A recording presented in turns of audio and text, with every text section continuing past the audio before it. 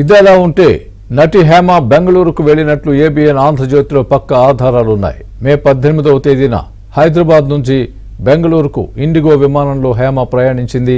IndiGo 6E6305 విమానంలో బెంగళూరుకు చేరుకుంది. శనివారం మధ్యాహ్నం 3 గంటల 15 నిమిషాలకు బెంగళూరు చేరుకున్న హేమ అక్కడి నుంచి క్యాబ్లో రిసార్టుకు చేరుకుని పార్టీలో పాల్గొన్నట్లు నిర్ధారణ అయింది.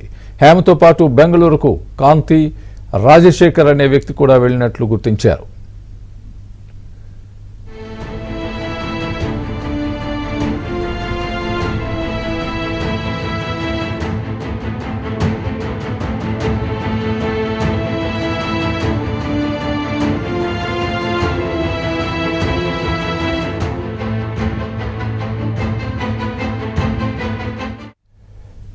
ఇదే అంశానికి సంబంధించి పూర్తి అప్డేట్ మా ప్రతినిధి ప్రవీణ్ అడిగి మరింత సమాచారం తెలుసుకునే ప్రయత్నం చేద్దాం. ప్రవీణ్, చెప్పండి, హేమ బెంగళూరు టూర్కు సంబంధించి మీ దగ్గర ఉన్న ఎలాంటి ఆధారాలు ఉన్నాయి?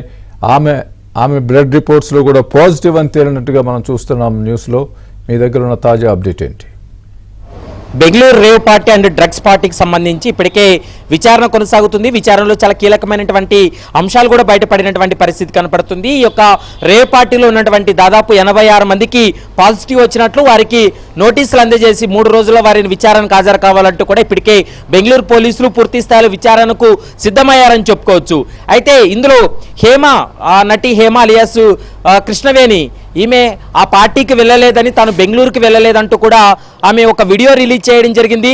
మరోవైపు అక్కడ జరిగినటువంటి పార్టీకి తనకు సంబంధం లేదు, నేను బెంగళూరుకే వెళ్ళలేదు అనేటువంటి అంశాన్ని ఆమె పదే కొట్టిపారేస్తూ కూడా వీడియోలు రిలీజ్ చేసినటువంటి సందర్భాన్ని చూసాం. ప్రస్తుతం అయితే ఏబిఎన్ ఆంధ్రజ్యోతి చేతిలో ఆమె బెంగళూరుకు వెళ్ళినటువంటి డీటెయిల్స్ అన్ని కూడా మన దగ్గర ఉన్నాయని చెప్పుకోవచ్చు.